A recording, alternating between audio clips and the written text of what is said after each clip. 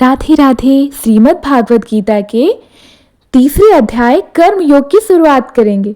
तीसरे अध्याय में श्री कृष्ण ने अर्जुन को कर्म योग यानी कि कर्तव्य मार्ग का महत्व को समझाए हैं। पहला श्लोक, अर्जुन उवाच जयायसी चेत कर्मणस्ते मता बुद्धि जनार्दना तात किम कर्मणि घोरे मां नियोजयसी केशव।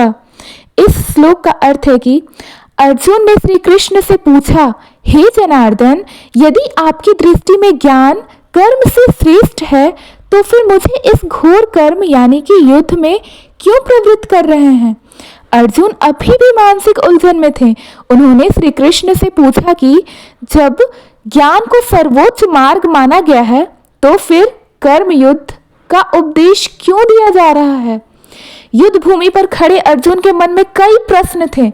वह सोच रहे थे कि यदि ज्ञान यानी कि बुद्धि योग सबसे श्रेष्ठ है तो फिर युद्ध जैसे घोर कर्म की क्या आवश्यकता है।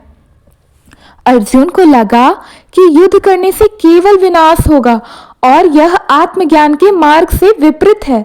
उसने श्री कृष्ण से कहा, हे केशव, आप मुझे युद्ध करने को कह रहे हैं लेकिन साथ ही आप ज्ञान का महत्व भी बता रहे हैं। यह विरोधाभास मुझे समझ में नहीं आ रहा है। कृपया मुझे स्पष्ट करें कि मुझे क्या करना चाहिए। श्री कृष्ण ने अर्जुन की बात को ध्यान से सुनी। वे जानते थे कि अर्जुन का प्रश्न केवल उसके लिए नहीं है बल्कि हर उस व्यक्ति के लिए है जो धर्म और कर्तव्य के मार्ग पर चलने में संकोच करते हैं। श्री कृष्ण ने अर्जुन को कर्म योग का महत्व समझाने का निश्चय किए। उन्होंने बताया कि केवल ज्ञान प्राप्त करना पर्याप्त नहीं है, ज्ञान को कर्म में लागू करना ही सच्चा योग है। श्री कृष्ण ने स्पष्ट किया कि ज्ञान और कर्म परस्पर विरोधी नहीं है, दोनों एक दूसरे के पूरक हैं। केवल कर्म से ही व्यक्ति अपने जीवन के उद्देश्यों को पूरा कर सकता है। जीवन में कई बार ऐसा होता है जब हमें अपने कर्तव्य को समझने में कठिनाई होती है। अर्जुन की तरह हमें भी सही मार्गदर्शन की आवश्यकता होती है। ज्ञान और कर्म दोनों आवश्यक हैं, केवल ज्ञान प्राप्त करना पर्याप्त नहीं है। उसे अपने कर्मों में लागू करना ही सच्चा धर्म है। हर व्यक्ति का एक कर्तव्य होता है और उसे टालना सही नहीं है। यह कहानी हमें यह सिखाता है कि जीवन में ज्ञान और कर्म दोनों महत्वपूर्ण होते हैं। केवल सोचने से कुछ नहीं होता, हमें अपने कर्तव्यों का पालन भी करना चाहिए। दूसरा श्लोक, श्री भगवान उवाच लोके अस्मिनि द्विविधा निष्ठा पुरा प्रोक्ता मया न ज्ञान योगेन सांख्यानाम कर्म योगेन योगीनाम। इस श्लोक का अर्थ है कि श्री कृष्ण ने कहा, हे निष्पाप अर्जुन, इस संसार में मैंने दो प्रकार के निष्ठा यानी कि मार्ग पहले कही थी। सांख्य योगियों यानी कि ज्ञान के साधकों के लिए ज्ञान योग और कर्म योगियों यानी कि कर्म के साधकों के लिए कर्म योग। अर्जुन के प्रश्न का उत्तर देते हुए श्री कृष्ण ने कर्म और ज्ञान के दो मार्गों की व्याख्या की। उन्होंने समझाया कि दोनों मार्ग सही हैं, लेकिन हर व्यक्ति को अपनी योग्यता और स्थिति के अनुसार एक मार्ग चुनना चाहिए। श्री कृष्ण ने अर्जुन को आश्वस्त किया और कहा कि उनका प्रश्न उचित है। उन्होंने बताया कि जीवन के उद्देश्य की पूर्ति के लिए दो मार्ग हैं, ज्ञान योग और कर्म योग। ज्ञान योग यानी कि सांख्य योग, यह उन साधकों का मार्ग है जो आत्मा को जानने और आत्मज्ञान प्राप्त करने का प्रयास करते हैं। इसमें व्यक्ति को वैराग्य अपनाना पड़ता है और सांसारिक कर्मों से दूर रहना होता है। केवल वे लोग जो मानसिक रूप से स्थिर हैं और संसार के मोह से मुक्त हो चुके हैं इस मार्ग का अनुसरण कर सकते हैं। कर्मयोग यह उन लोगों के लिए है जो संसार में रहकर अपने कर्तव्यों का पालन करते हैं। कर्म योग का अर्थ है बिना फल की चिंता किए कर्म करना। यह मार्ग हर व्यक्ति के लिए उपयुक्त है क्योंकि मनुष्य कर्म किए बिना जीवित नहीं रह सकता। श्री कृष्ण ने बताया कि सभी व्यक्ति एक जैसे नहीं होते हैं। कुछ लोग ज्ञान के माध्यम से मुक्ति प्राप्त कर सकते हैं, जबकि अन्य अपने कर्मों के माध्यम से। दोनों ही मार्ग ईश्वर तक पहुंचने के लिए समान रूप से महत्वपूर्ण है।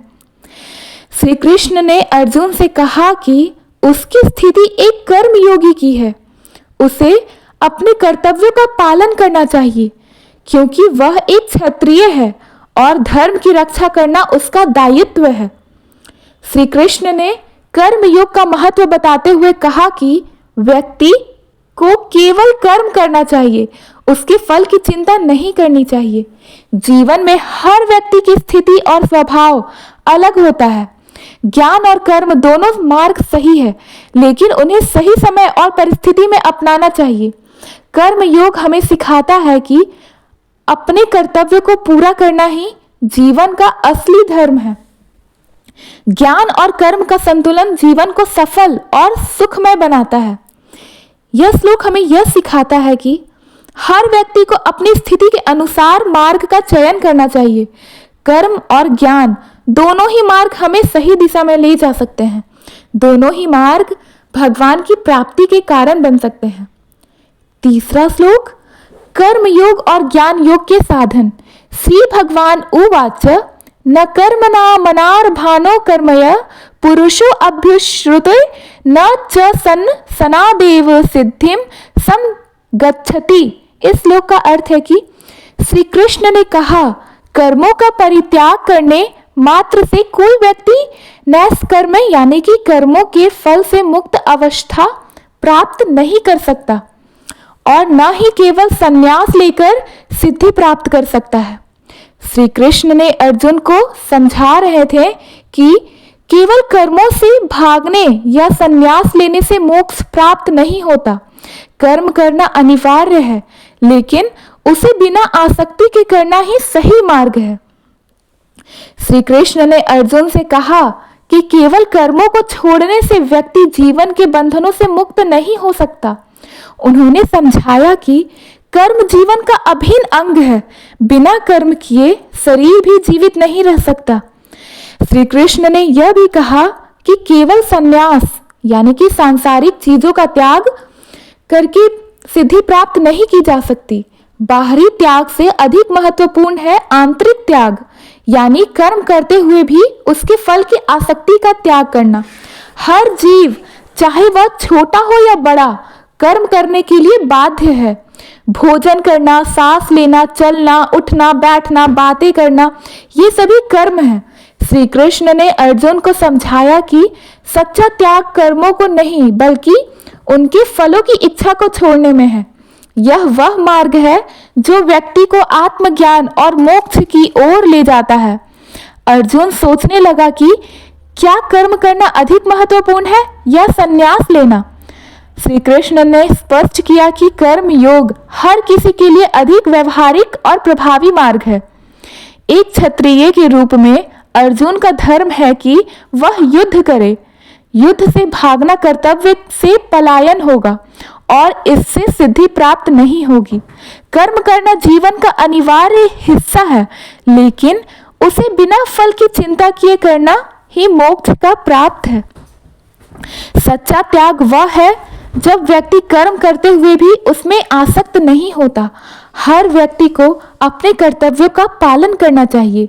यह श्लोक हमें यह सिखाता है कि कर्म करना हर व्यक्ति के जीवन का हिस्सा होता है।